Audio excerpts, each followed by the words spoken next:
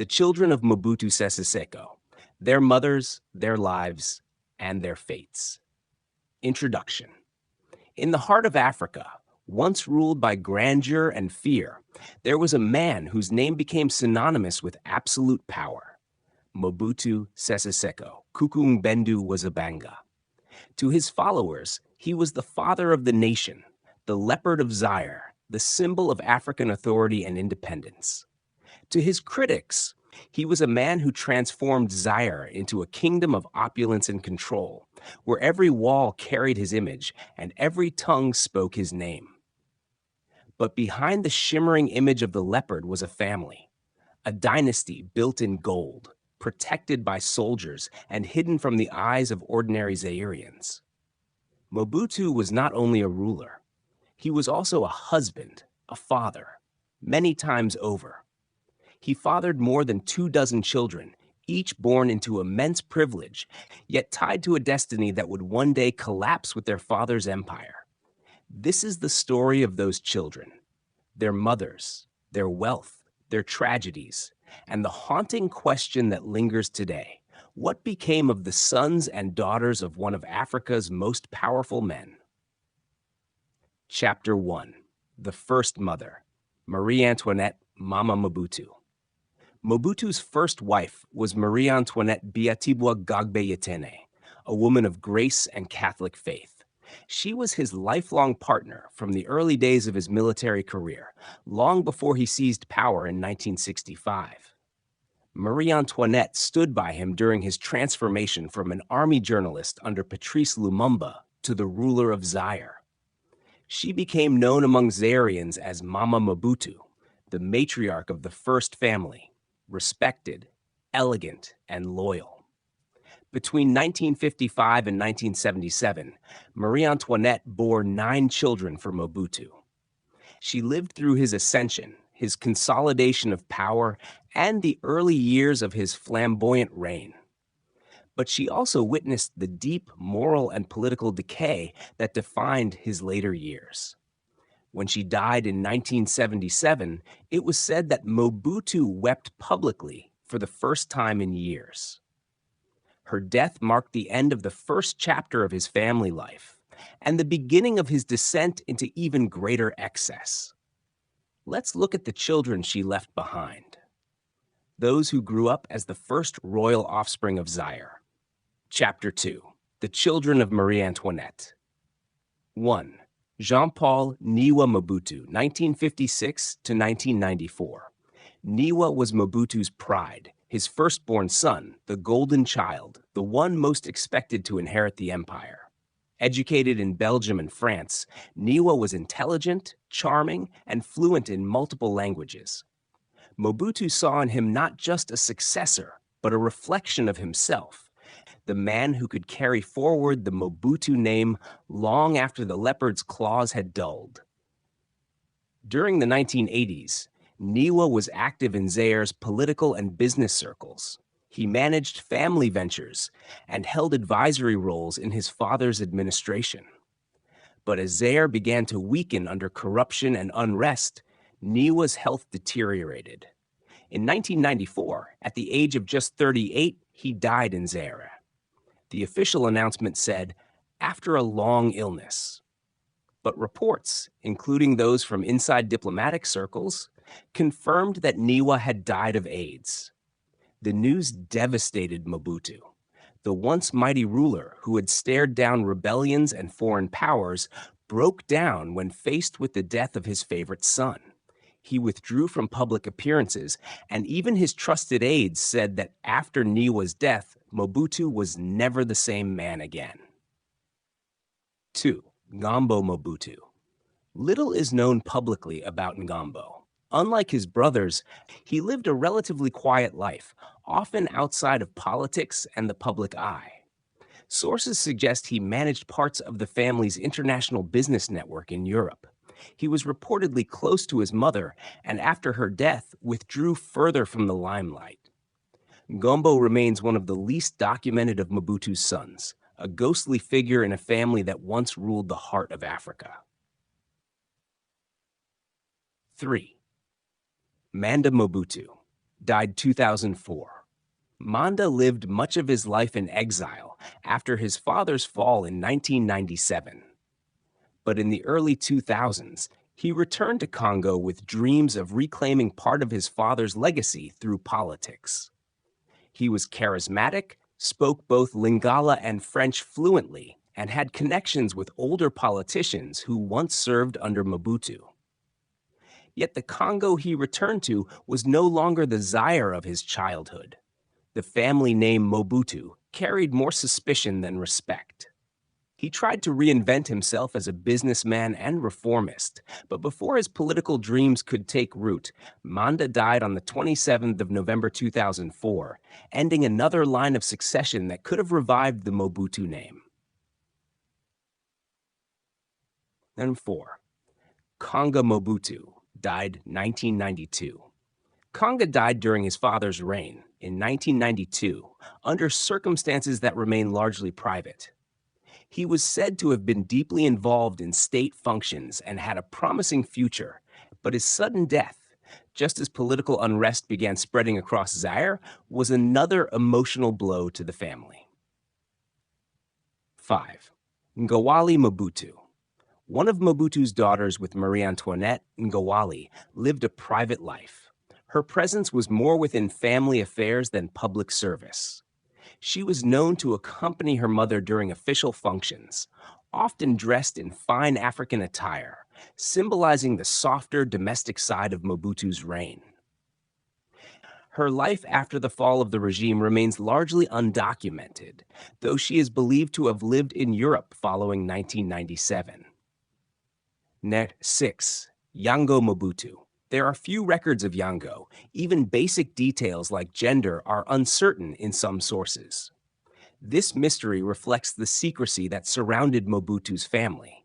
Many of his children were deliberately kept out of the spotlight to avoid political risk or internal rivalry. 7. Yakpwa, Yaki. Mobutu Yakpwa, affectionately known as Yaki, was one of Mobutu's most recognized daughters. Educated in Belgium and Switzerland, she was known for her beauty, sophistication, and modern worldview.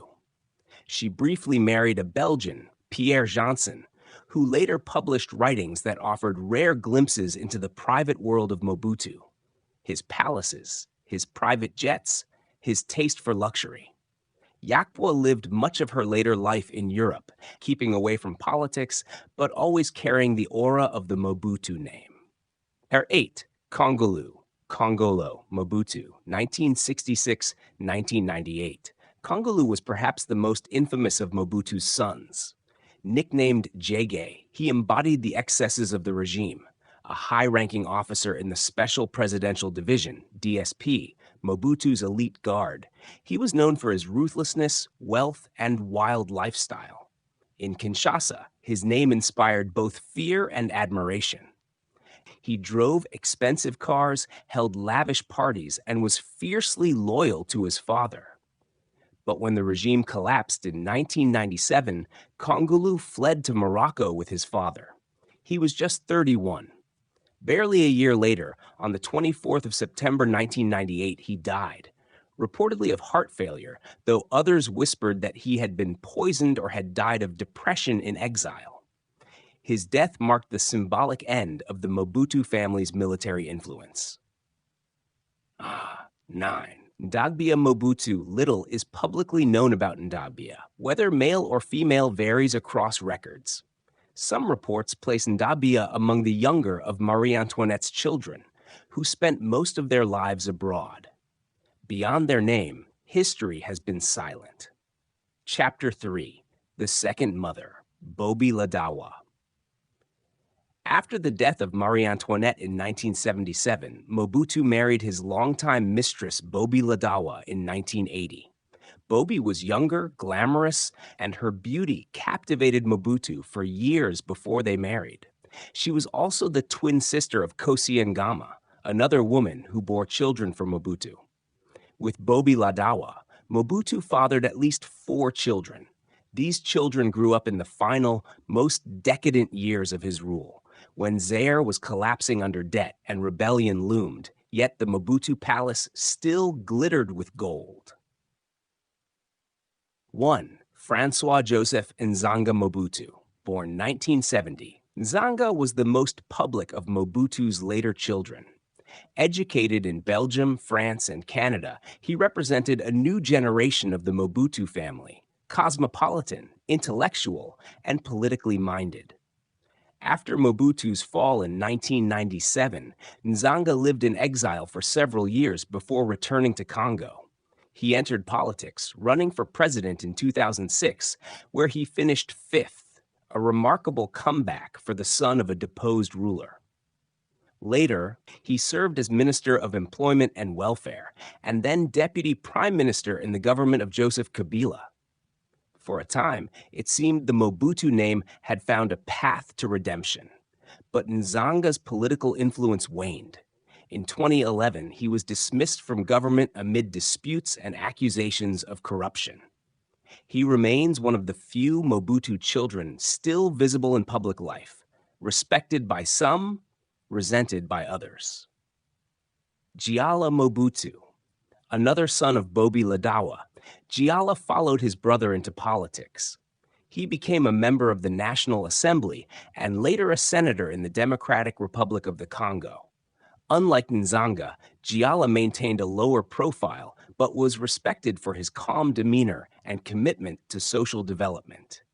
He is one of the rare surviving sons of Mobutu who continue to live in Congo, working quietly to rebuild the family's reputation. 3. Toku Mobutu. Information about Toku is scarce. He lived mostly abroad, avoiding media attention. As one of the younger members of the Mobutu lineage, Toku grew up in a world already far removed from his father's golden age. He has occasionally appeared in family gatherings or memorials, but remains private and apolitical. Number 4. Ndokula Mobutu, died 2011. Ndokula, another child of Bobi Ladawa, passed away on the 4th of November 2011. Little is known about his life, except that he lived quietly in Morocco after his father's death. His passing further thinned the ranks of Mobutu's once large immediate family. Chapter 4. The Other Mothers, Secrets and Whispers. Mobutu's appetite for power extended into his personal life. Beyond his 2 wives, he had several mistresses. Some prominent, others unknown to history. Among them was Kosia Ngama, the twin sister of Bobi Ladawa. Kosia bore Mobutu at least 3 children, Yalitho, Tende, and Ayesa, though little is known about their current lives. The relationship between the 2 sisters, both connected to the same man, was said to have been complicated but tolerated under Mobutu's strict control. These additional children, often kept out of public view, highlight the immense reach of Mobutu's personal empire, one that blurred the lines between state power and private indulgence. Chapter 5. The Fates of the Children. The fates of Mobutu's children mirror the story of their father's empire. Born in splendor, lost in exile, scattered by history. By the late 1990s, the family's golden age had ended. The once mighty Mobutu palaces in Kinshasa, Gbadolite, and the European Riviera fell silent. Their marble floors were cracked, their chandeliers stolen. The family that once commanded fear and envy now struggled to survive abroad. Many of the children lived in Morocco, Belgium, or France, some living on savings, others on inheritance that rapidly dwindled. A few, like Nzanga and Giala, found renewed purpose in politics. Others, like Yakpwa and Ngawali, lived private lives in exile. The deaths of Nyiwa, 1994, Konga, 1992, Kongulu, 1998, Manda, 2004, and Ndokula, 2011, took away almost all of Mobutu's male heirs in a span of less than 2 decades. The family's once vast fortune, estimated at between $5 and $8 billion, was mostly lost or seized. Swiss accounts were frozen, assets hidden, properties auctioned. Today, what remains is not gold, but memory, and a name that continues to provoke fascination and debate across Africa. Chapter 6. The legacy. Mobutu's children inherited more than wealth. They inherited a name tied to both glory and infamy. For some Congolese, the Mobutu era evokes nostalgia, a time of stability, pride, and order. For others, it symbolizes corruption, repression, and excess. His children live under that dual shadow. Even those born after the height of his power bear the burden of being Mobutu's blood. Nzanga once said, open quote, "We did not choose our father. We only choose what to do with his name." Close quote. And that choice continues to define the family's future. Some, like Giala, strive quietly to honor the legacy through civic service. Others choose silence, preferring to live as private citizens far from the weight of history. Conclusion. Mobutu Sese Seko built a dynasty that seemed eternal. But like all empires built on power and illusion, it fell, and with it fell the lives of his children. From Nyiwa, the bright heir lost too soon, to Kongulu, the fearless son of the regime's last days, to Nzanga, the modern politician searching for redemption. Each child tells a fragment of Africa's most extravagant and tragic royal story. They were princes and princesses of a golden Zaire, children who once believed their father's rule would last forever. But history, as always, had other plans. And now, across the quiet corners of Europe and Africa, the remaining sons and daughters of Mobutu live with memories of palaces swallowed by vines, of power turned to dust, and of a name that still echoes through the Congo like a ghost of a fallen king.